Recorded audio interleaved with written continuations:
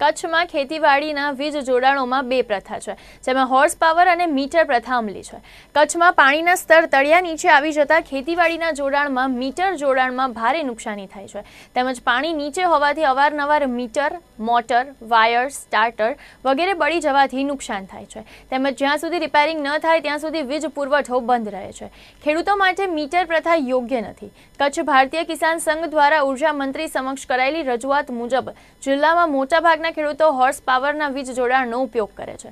Metre પ્રથા મરજિયાત કરવામાં આવે તે જ હિતાવહ છે. વળી સરકારને પણ આર્થિક નુકસાન થતું નથી. ઉપરાંત હોર્સ પાવરમાં બિલિંગ આવક વધુ થતી હોવાનું પણ જણાવાયું છે.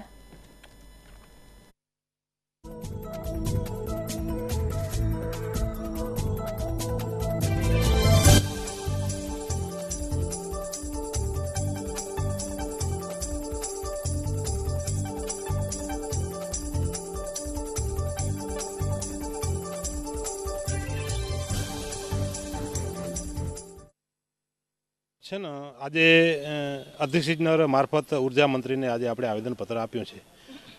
લગભગ આ પ્રશ્ન છે ને કચ્છ જિલ્લાના 70% ખેડૂતોને નડે છે.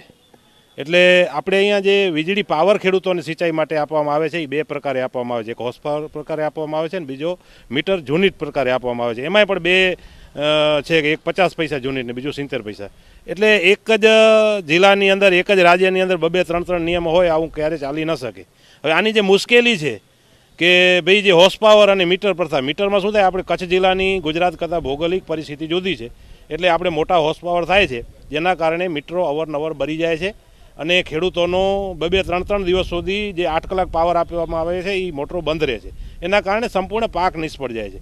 સમગ્ર મારી જવાબદારી આવ્યા પછી સમગ્ર ટીમે જ્યારે જિલ્લાની પ્રવાસ કર્યો ત્યારે 90% 95% ખેડૂતો એમ કીધું કે મીટરના કારણે ઘણા બધા મેં એવા કિસ્સા પણ જોયા છે કે એના કારણે પાક નિષ્ફળ જાય છે. બીજી બાબત એ છે કે આ આપણી આજની જે માંગણી છે એ એવી માંગણી છે કે તમે ફરજિયાત શું કામ ઠોકી મારો છો? મરજિયાત કરવું જોઈએ.